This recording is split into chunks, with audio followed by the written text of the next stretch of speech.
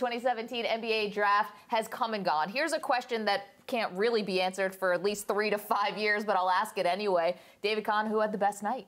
Well, this isn't a team, but you'd have to say the Ball family had a terrific draft. LeVar, the father, scripted this thing from draft lottery night till tonight. He's got his son playing for the Lakers under Magic Johnson, another incredible point guard. And I think Chicago and Minnesota both did what they had to do. I think Chicago hastened the start of a rebuilding situation, which I think they had to come to grips with. And I think that Minnesota did what it had to do by adding an all-star veteran in Jimmy Butler.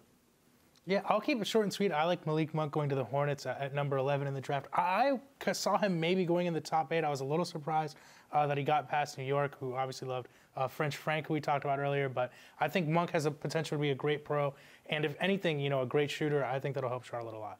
For me, it was the rebuilding West teams. The Lakers for not screwing it up, not trading away that second pick, getting Lonzo Ball, a transformative point guard. I also think that the Lakers picked up a future role player who could play with Lonzo and Paul George and Villanova's Josh Hart at the end of the first round.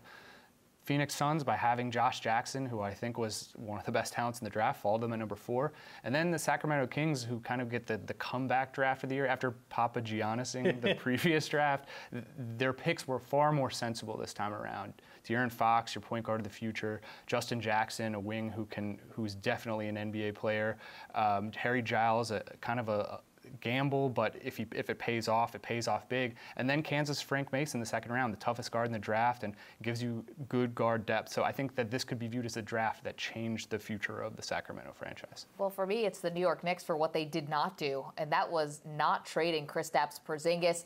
There was a lot of talk. Phil Jackson fed into it. We know that there's going to have to be some fences that will be mended between the star and the president of the team and Carmelo Anthony and the president of the team. But for now, the smart move was to keep the unicorn and the superstar player. And the next move now is to try to make him happy.